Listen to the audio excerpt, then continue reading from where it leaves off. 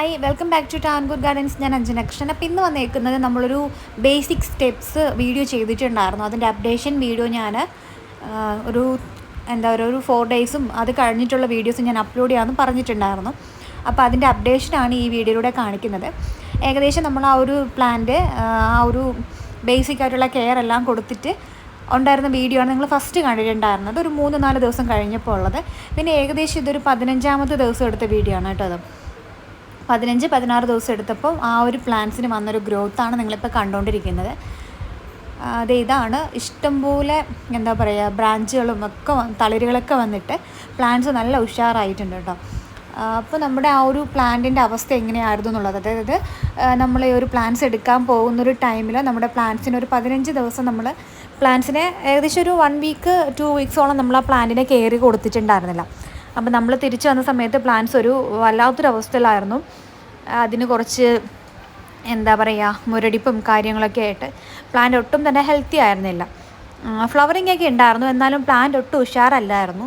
അപ്പോൾ നമ്മൾ അതിന് കുറച്ച് കെയർ കൊടുത്തിട്ടുണ്ടായിരുന്നു. കെയർ കൊടുത്തിട്ട് ആ പ്ലാന്റ് ഒന്ന് ഉഷാറാക്കി എടുക്കുക, നല്ല ഹെൽത്തി ആക്കി എടുക്കുക എന്നുള്ളതായിരുന്നു ആ ഒരു വീഡിയോയിലുണ്ട് നമ്മൾ പറഞ്ഞിട്ടുണ്ടായിരുന്നു. അപ്പോൾ അതിനകത്തൊരു ബേസിക് ആയിട്ടുള്ള 3-4 സ്റ്റെപ്സ് നമ്മൾ ആ വീഡിയോ കാണിച്ചിട്ടുണ്ടായിരുന്നു. അപ്പോൾ അതിൻ്റെ അപ്ഡേഷനാണ് നിങ്ങളിപ്പോൾ കണ്ടുകൊണ്ടിരിക്കുന്നത്. പ്ലാന്റ് നല്ല ഹെൽത്തി ആയിട്ട് വന്നിട്ടുണ്ട്. നല്ല ഗ്രോത്താണ് കേട്ടോ, അത് പറഞ്ഞറിയിക്കാൻ പറ്റാത്ത ഗ്രോത്താണ്. ഇപ്പം നമ്മളിതേ ഇതുപോലെ വീഡിയോ ചെയ്ത് കൊടുക്കണം കേട്ടോ. നമ്മൾ പ്ലാന്റ്സിന് ഇതുപോലെ കെയർ കൊടുക്കണം. വേറൊന്നുമല്ല, നമ്മുടെ പ്ലാന്റ്സിനെ നന്നായിട്ട് പ്രൂൺ ചെയ്ത് കൊടുക്കുക എന്നുള്ളതാണ് നമ്മുടെ ഒരു ബേസിക് ആയിട്ടുള്ളൊരു കാര്യം എന്ന് പറയുന്നത്. പ്രൂൺ ചെയ്ത് കൊടുക്കുക എന്നുള്ളത് തന്നെയാണ്. അപ്പോൾ നമ്മുടെ പ്ലാന്റ്സ് ഫ്ലവറിങ് ആയി കാണണം എന്ന ആഗ്രഹത്തോടെ ആയിരിക്കും മിക്ക പേരും ചെടി വീട്ടിലേക്ക് കൊണ്ടുവരിക. പക്ഷേ നമ്മൾ ചെയ്യേണ്ട ഒരു കാര്യം, ഇപ്പോൾ ഒരു പ്ലാന്റ് ഒട്ടും ഹെൽത്തി അല്ലാത്തൊരു പ്ലാന്റ് കിട്ടിയാൽ പോലും നമുക്കതിനെ ബുഷിയാക്കി എടുക്കാനായിട്ട് കഴിയും. അപ്പോൾ അതെങ്ങനെയൊക്കെ ഉള്ളതാണെന്നുള്ളത് ഞാൻ ആ വീഡിയോയിൽ ഡീറ്റെയിൽ ആയിട്ട് തന്നെ പറയുന്നുണ്ട്. അപ്പോൾ അങ്ങനെയുള്ള കുറച്ച് കാര്യങ്ങൾ നിങ്ങൾ ശ്രദ്ധിച്ചു കഴിഞ്ഞാൽ നിങ്ങളുടെ കയ്യിൽ കിട്ടുന്ന എത്ര ചെറിയ പ്ലാന്റ്സ് ആയിരുന്നാൽ പോലും നിങ്ങൾക്കൊരു 2 മന്ത്സിനകത്ത് തന്നെ പ്ലാന്റിനെ ഇഷ്ടംപോലെ ബ്രാഞ്ചസ് ഉള്ള പ്ലാന്റ് ആക്കി മാറ്റാനും അതിന് നിറയെ പൂക്കളാക്കി എടുക്കാനും പറ്റും. അപ്പോൾ ഇതിനായിട്ട് ഞാനൊരു വളം നമ്മുടെ തന്നെ റോസ് ബൂസ്റ്റർ ചെയ്യുന്നുണ്ട്. റോസ് ബൂസ്റ്ററിൻ്റെ യൂസ് എന്താണെന്നുള്ളത് നിങ്ങൾക്ക് ആ ഒരു വീഡിയോ നോക്കുമ്പോൾ നിങ്ങൾക്ക് മനസ്സിലാവും.